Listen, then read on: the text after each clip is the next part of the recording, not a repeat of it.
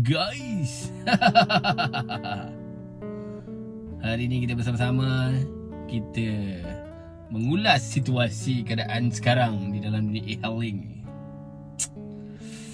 Ini adalah orang kata pendapat peribadi lah, kan? Pendapat peribadi ni ditujukan kepada driver. Tapi kalau passenger nak dengar, elok dengar juga. Sebab korang yang suka mengviralkan driver-driver di dalam thread. Jadi kepada driver, Apad dah lah tak backup kau, MOT tak backup kau, Anthony Lock tak membackup kau, Anthony Tan tak membackup kau. Passenger lagilah tak membackup kau.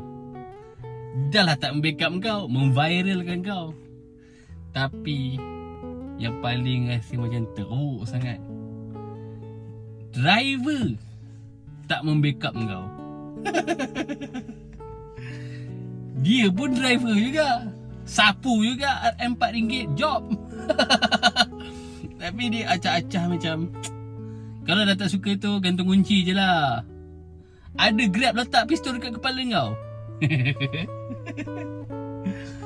Dia sebenarnya orang yang kat dalam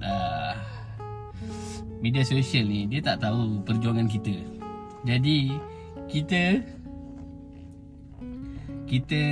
nak memperjuangkan nasib driver e-hailing. Faham tak? Kita nak harga fare yang munasabah, tambang yang munasabah di 2026 ni. Harga telur mahal.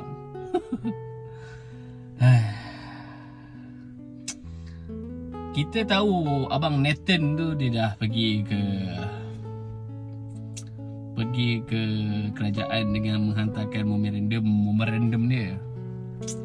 Tapi kita sebagai driver, kita boleh gunakan inisiatif lain supaya sampai kepada kerajaan. Walaupun kita tahu kerajaan tidak mahu masuk campur hal e-hailing, p-hailing dan segala macam hailing belakang-belakang tu, kita cuba je lah, kan? Mana tahu ada rezeki.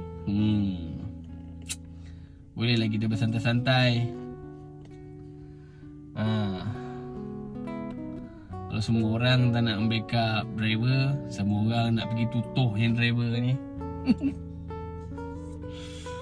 Dalam nasib driver ni tak terbela. Passenger viralkan kat thread, driver sendiri pun pergi tikam belakang driver. Apa kebencadan ni.